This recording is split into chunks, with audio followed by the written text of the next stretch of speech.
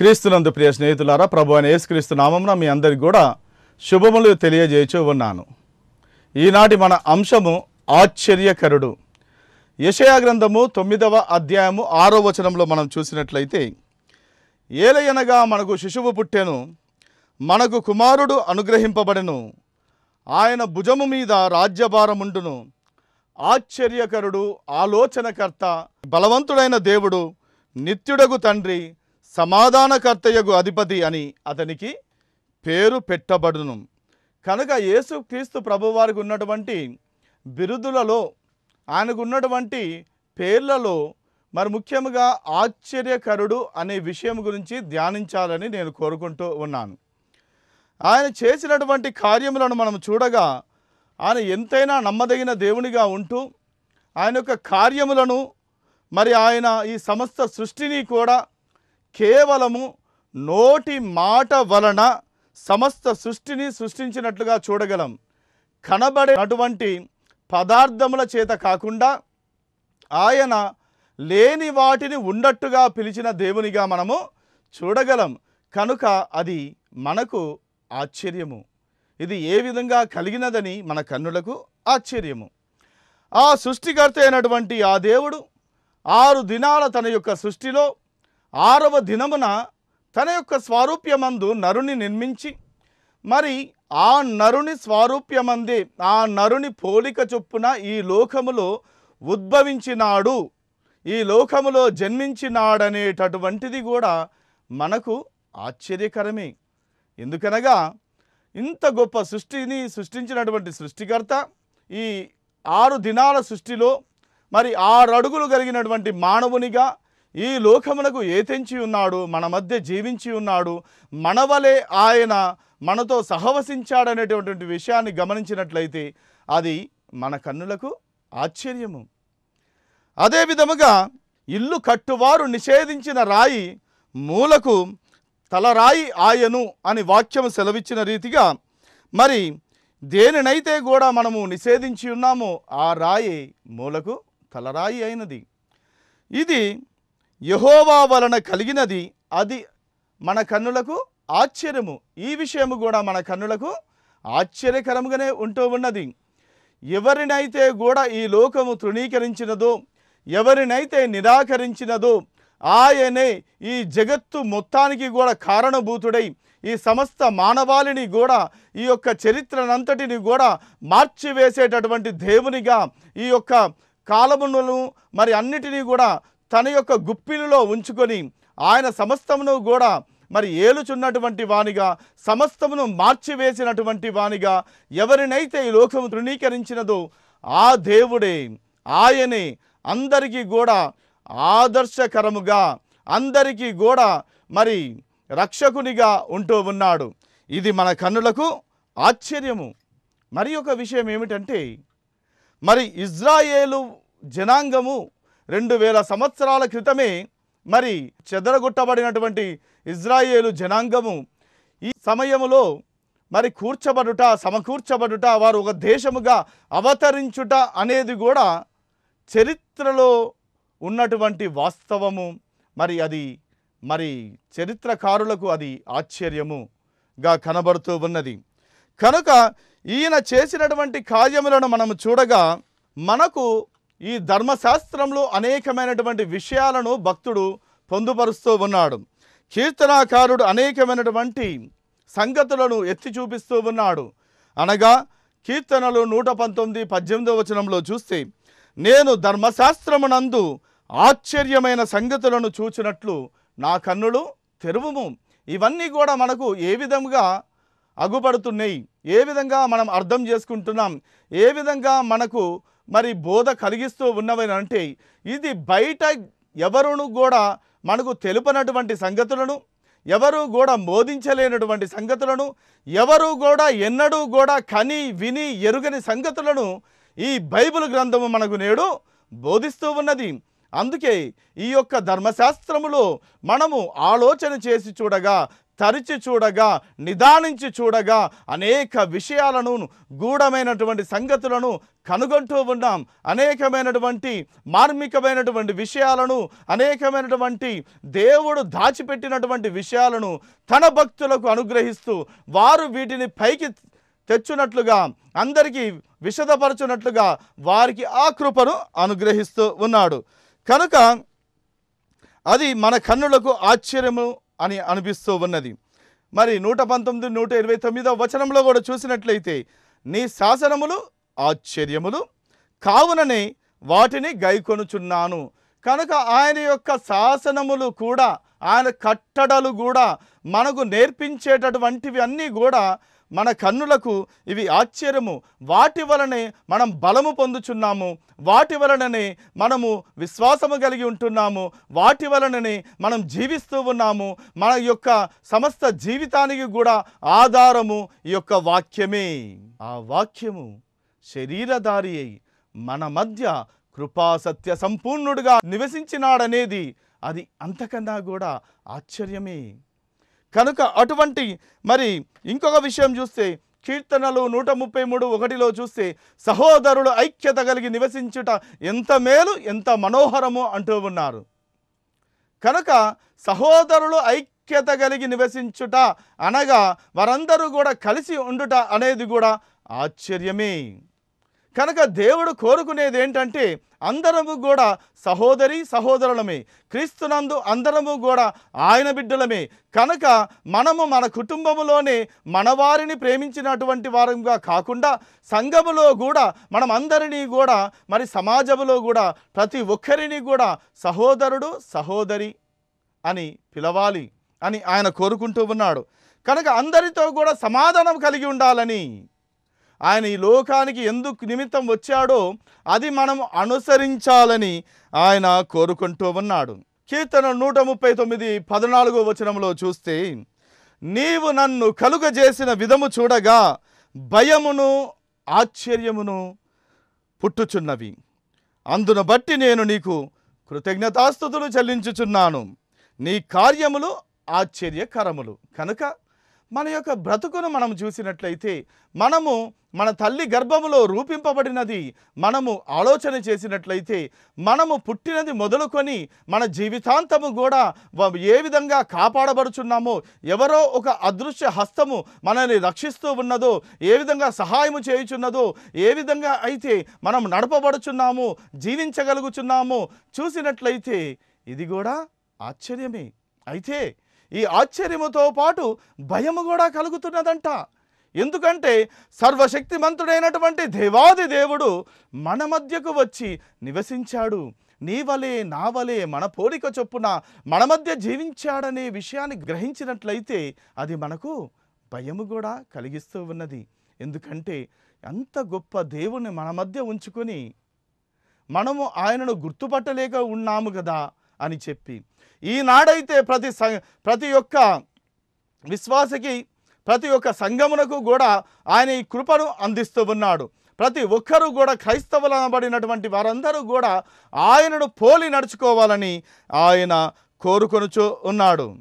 అయితే ఎన్నో విధాలుగా మరి కార్యాలు ఎవరు ఏ విధంగా మరి ప్రకటన చెయ్యాలి అని చూసినట్లయితే, దేవుడు ఏమి ఈ సృష్టిని సృష్టించడే కాకుండా ఏ విధంగా నడిపిస్తున్నాడు అని మనము ధ్యానించినట్లయితే, వాటిని బట్టి కూడా యోబు భక్తుడు అన్నట్టు, దేవుడు ఆశ్చర్యముగా ఉరుముధ్వని చేయును, మనము గ్రహింపలేని గొప్ప కార్యములు ఆయన చేయును.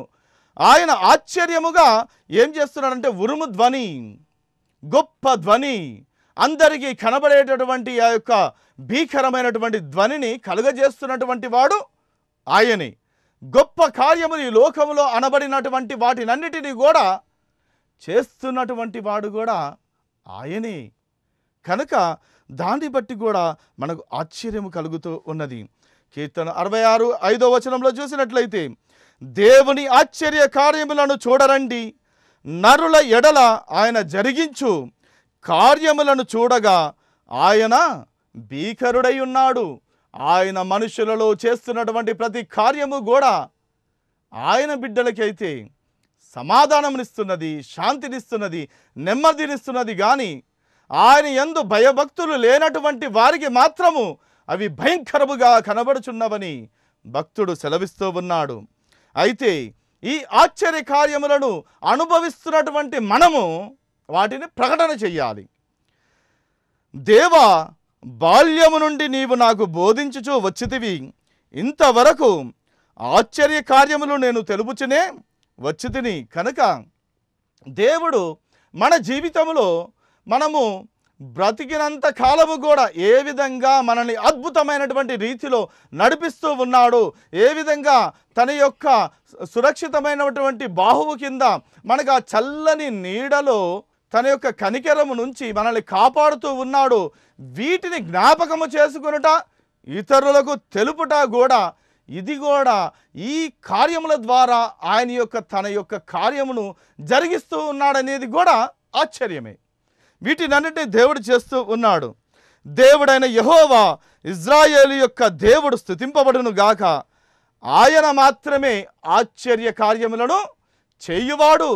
మరి ఈ లోకములో జరుగుతున్న విధానమును మనం చూసినట్లయితే అనేకమైనటువంటి అద్భుత కార్యములను, అనేకమైనటువంటి ఆశ్చర్యక్రియలు జరుగుతూ ఉన్నవి. కానీ ఇది కేవలము ఇజ్రాయేలు దేవుడే దేవుడు, క్రైస్తవుల దేవుడే దేవుడు, యేసుక్రీస్తే దేవుడు.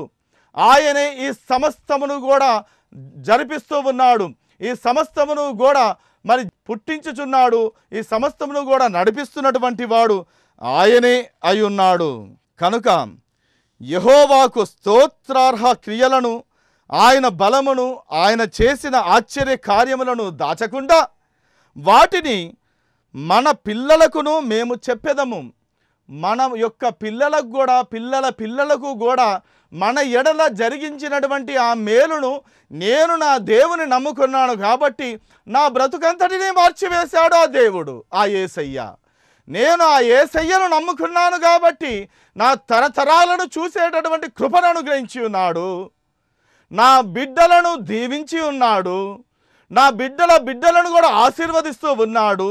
ఒకసారి వాగ్దానము చేసిన వాడు నిరంతరము కూడా కాపాడుతాననేటటువంటి గ్యారంటీ మనకిస్తూ ఉన్నాడు. కనుక ఈనాడు నీవు చేసుకునేటటువంటి చిన్న నిర్ణయము కేవలము నీ బ్రతుకు గురించే నీవు బ్రతుకుతూ ఉన్నట్లయితే అది వ్యర్థము, అది వృధా. నీవు ఎప్పుడైతే కూడా ఈ డెసిషన్ తీసుకుంటూ ఉన్నావో, ఆయన యందు నమ్మిక ఉంచుతూ ఉన్నావో, ఆయన మీద ఆధారపడుతూ ఉన్నావో, నేను నీ కొరకు జీవిస్తాను అని నమ్ముకున్నప్పుడు, ఆధారపడినప్పుడు ఆ యేసయ్య మనకి ఈ లోకములో ఏమి కావాలో ఆ సమస్తముని కూడా సమకూర్చుచు మరి పరలోకమందు కూడా నిత్య జీవమును అనుగ్రహించేటటువంటి వాడు ఆయన అయి ఉన్నాడు. కనుక అటువంటి గొప్ప కార్యములు చేయువాడు ఆయనే అన్నాడు. ప్రభువా, నీవు మహాత్మ్యము గలవాడవు, ఆశ్చర్యక్రియలు చేయువాడవు, నీవే అద్వితీయ దేవుడవు. మన దేవుడు అటువంటి వాడు మరి ఒక దేవుడు లేనే లేడు. ఆయన తప్ప ఇంకొక నామము లేనే లేదు. ఆయననే అన్ని నామముల కన్నా పైనున్నవాడు. ప్రభువా, దేవతలలో నీ వంటి వాడు లేడు. నీ కార్యములకు సాటి అయిన కార్యములు లేవు. ఇది ఒరిజినల్. ఈయన చెప్పుచున్నటువంటి కార్యము శ్రేష్టమైనది. మనం అనుకున్న రీతిగా జరిగేటటువంటి కార్యాలు, మన ఆలోచన చెప్పున దేవుణ్ణి ఏదైతే కూడా కోరుకొని ఆ విధంగా జరగాలనుకుంటామో, అయితే దేవుడు వేచి ఉండి తగిన కాలములో, తగిన సమయములో మనలందరినీ కూడా హెచ్చించడానికి ఆయన యొక్క చిత్తము చొప్పున మనము సమర్పించుకున్నట్లయితే, కొద్ది కాలము పాటు మనకు బాధ వేదన కలిగినా కూడా ఆయన సమయము కొరకు మనము కనిపెట్టుకున్నట్లయితే తరతరాలకు కూడా నిత్య కట్టడగా మనల్ని దీవిస్తానని ఆయన సెలవిస్తూ ఉన్నాడు. కనుక అటువంటి కార్యాలను మనము కోరుకోవాలని ఆయన కోరుకుంటూ ఉన్నాడు. కేవలము ఆయన పుట్టించినటువంటి మనమే కాదు, సూర్యచంద్ర నక్షత్రాదులు, ఆకాశ మహాకాశములు సమస్తము కూడా ఆయనను కొనియాడుచున్నవి. వాటికి భాష లేదు, వాటి యొక్క అయినను వాటి భాష బూది గంతము వరకు కూడా వ్యాప్తి చెంది అనేకమైనటువంటి కార్యాలను మనకు బోధపరచుచున్నవి. పగటికి పగలు మనకు బోధపరచుచున్నది, రాత్రికి రాత్రి మనకు బోధ కలుగజేయుచున్నది. ఎందుకనగా ఆయన యొక్క కార్యములను అవి కూడా వివరించుచున్నవి. యెహోవా ఆకాశ వైశాల్యము నీ ఆశ్చర్య కార్యములను స్తుతించుచున్నది.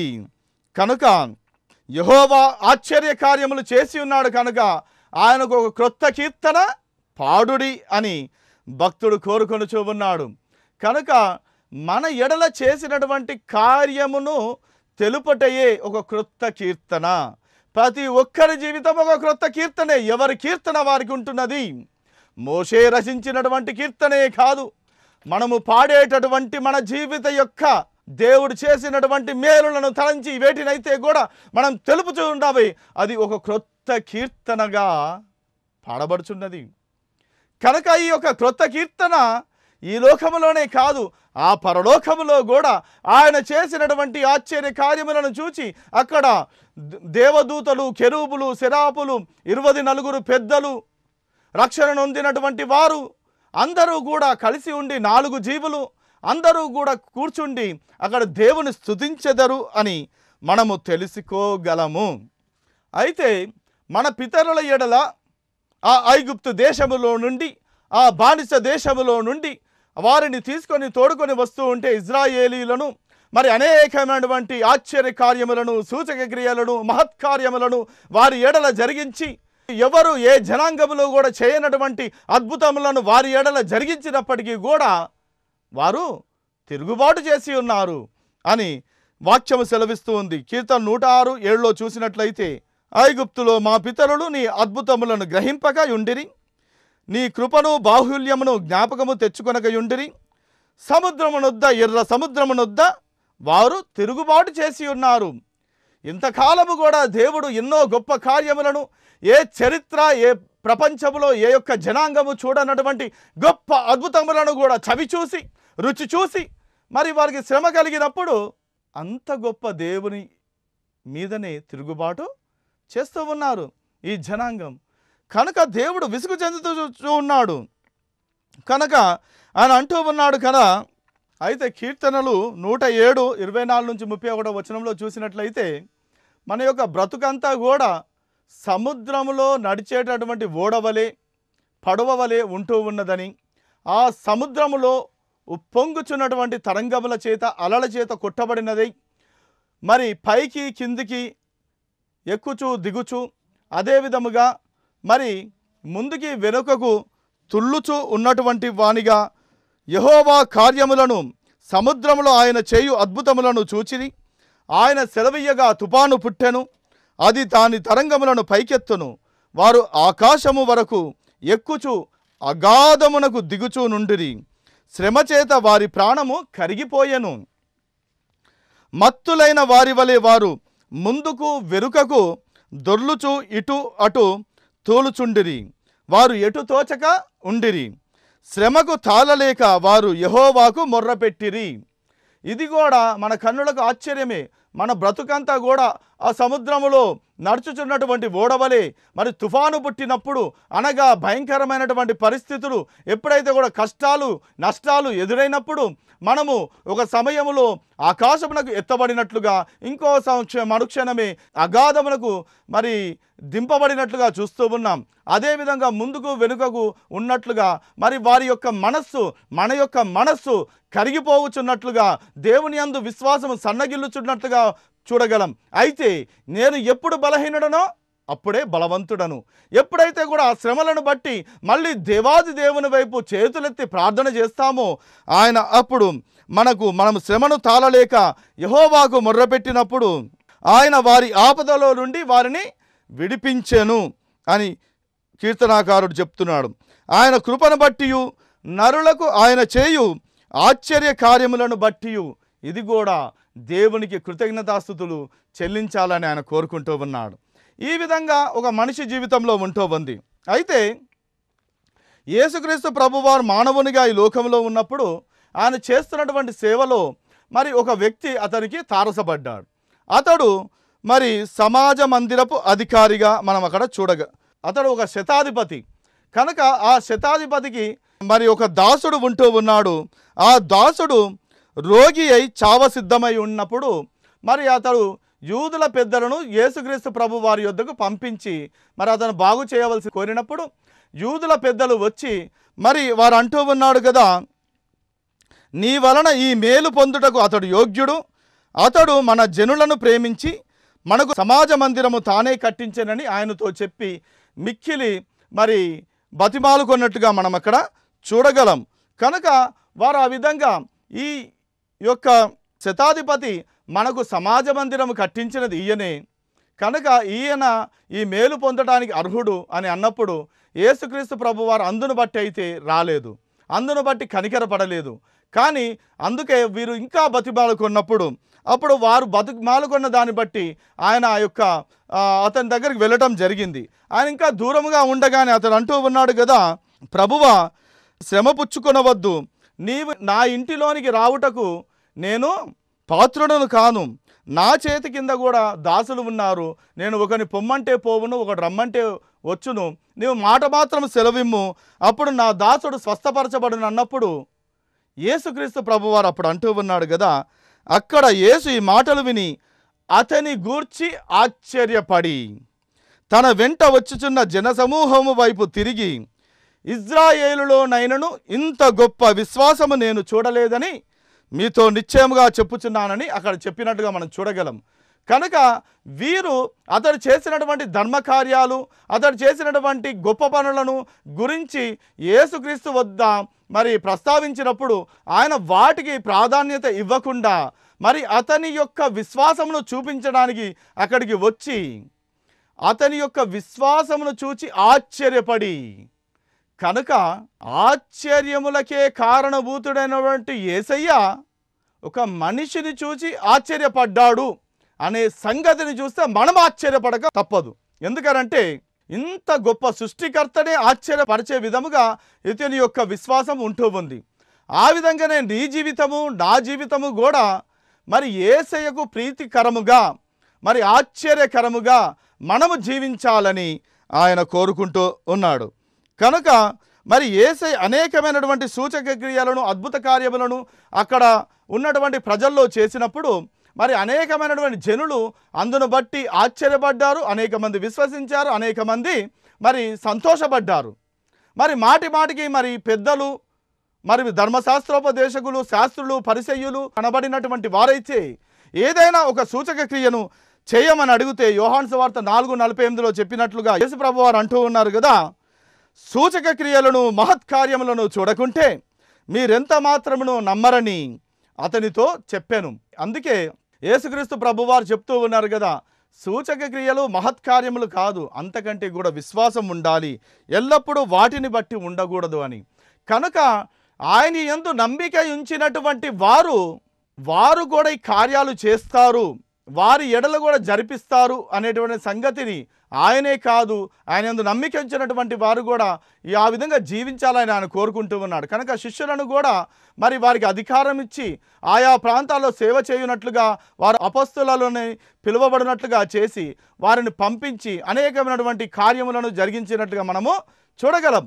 కనుక ఆయన అపొస్తల కార్యంలో చూసినట్లయితే 2వ అధ్యాయంలో 7వ వచనంలో అందరూ విభ్రాంతి నొంది ఆశ్చర్యపడి, ఇదిగో మాటలాడుచున్న వీరందరూ గలిలయులు కారా అని అనుకుంటూ ఉన్నారు. వారందరూ కూడా అక్కడ ప్రపంచంలో ఉన్నటువంటి మరి ఎంతోమంది ప్రావీణ్యం కలిగినటువంటి వారు, అనేకమైనటువంటి విద్యావంతులు అనేకమైనటువంటి అక్కడికి వచ్చి మరి పామరులైనటువంటి వీరు అక్కడ వారు సంభాషిస్తుంటే, మాట్లాడుతూ ఉంటే ఎవరి భాషలో వారికి బోధిస్తున్నట్టుగా వారికి వినబడినప్పుడు వారి ఆశ్చర్యపోయినట్లుగా. కనుక ఇది దేవుడు మన ఎడల జరిగించాలని కోరుకుంటున్నటువంటి ఆ భాష ఏమి భాష అంటే అది యేసుక్రీస్తు భాష, ప్రేమ భాష. ఆ భాషతో అందరినీ కూడా తన యొద్దకు మళ్లించాలని ఆయన కోరుకుంటూ ఉన్నాడు. కానీ అదే విధముగా పైన ఆకాశమునందు మహత్కార్యములను, క్రింద భూమి మీద సూచక క్రియలను, రక్తమును, అగ్నిని, పొగ, ఆవిరిని కలుగజేయుదును అని ఆయన సెలవిస్తూ ఉన్నాడు.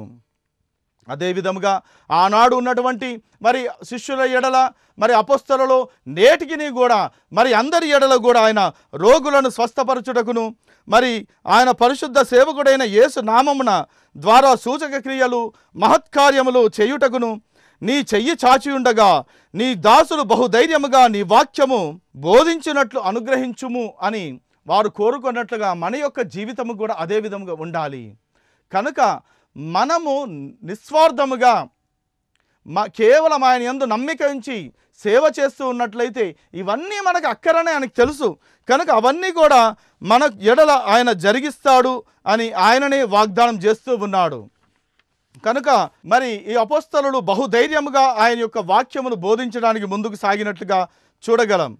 1 Peter 2nd chapter 9th verse చూసినట్లయితే, అయితే మీరు చీకటిలో నుండి ఆశ్చర్యకరమైన తన వెలుగులోనికి మిమ్మును పిలిచిన వాని గుణాతిశయములను ప్రచురము చేయు నిమిత్తము, మనము ఎందు నిమిత్తము పిలువబడ్డాము అని అంటే ఆయన యొక్క గుణాతిశయములను ప్రచురము చేయుటకు. ఎందుకంటే ఒకప్పుడు చీకటిలో ఉండి వెలుగులోనికి, ఆశ్చర్యకరమైనటువంటి తన వెలుగులోనికి పిలిచినటువంటి వాని యొక్క గుణాతిశయములను, ఆయన యొక్క మేలుడు మనము తెలుసుకున్నాము గనుక వాటిని తెలపాలని ఆయన కోరుకుంటూ ఉన్నాడు.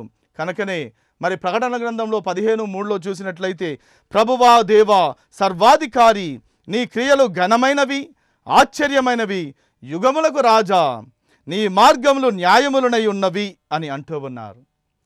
కనుక అక్కడ కూడా మరి దేవుని ప్రశంసించినట్లుగా మనం చూడగలం. మనము చూసినట్లయితే మార్కు సువార్త 10వ అధ్యాయం 32లో చూస్తే, ఆయన యెరూషలేమునకు ప్రయాణం అవుతున్నప్పుడు ఆయన వెంబడించుచున్నటువంటి శిష్యులు వారు ప్రయాణమై యెరూషలేమునకు వెళ్ళుచుండిరి.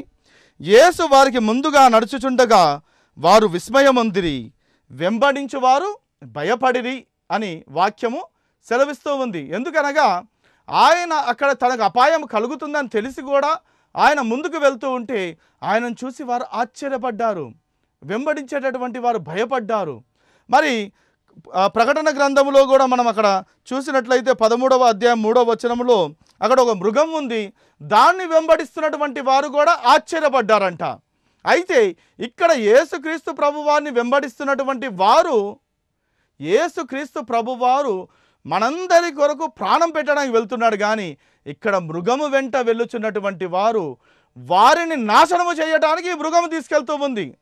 కనుక అది ఎన్నో అద్భుత కార్యములను, అది ఆకాశము నుండి భూమికి మనుషుల ఎదుట అగ్ని దిగివచ్చినట్లుగా గొప్ప సూచక క్రియలు చేయును. కనుక జాగ్రత్తగా ఉండాలి. అంత్య దినాలలో ఏది సరైనటువంటి దేవుని యొక్క వాక్యము, ఏదైతే దేవుడు కోరుకొంచున్నాడో ఆ విధంగా మనం నడవాలని ఆయన కోరుకొంచు ఉన్నాడు.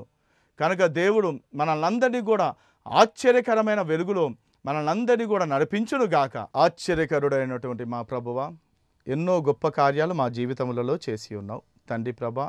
మీ సేవకులమైనటువంటి మాకు తండ్రి ప్రభా, వీక్షిస్తున్నటువంటి ప్రతి ప్రేక్షకులను, వారి కుటుంబాలను కూడా దీవించండి. ఆశ్చర్యకరముగా తండ్రి ప్రభా వారి యొక్క జీవితాల్లో మార్పును కలుగజేయమని ప్రార్థిస్తూ ఉన్నాను తండ్రి. వినిన వాక్యము ద్వారా వాక్యమే వారి యొక్క జీవితములో గొప్ప కార్యము చేయునట్లుగా సహాయమును దయచేయమని, ఇది వరకు చూడనటువంటి గొప్ప కార్యములను వారు అనుభవించుటకు సహాయమును దయచేయమని యేసయ్య నామమున ప్రార్థన చేయుచున్నాం పరమ తండ్రి. ఆమేన్.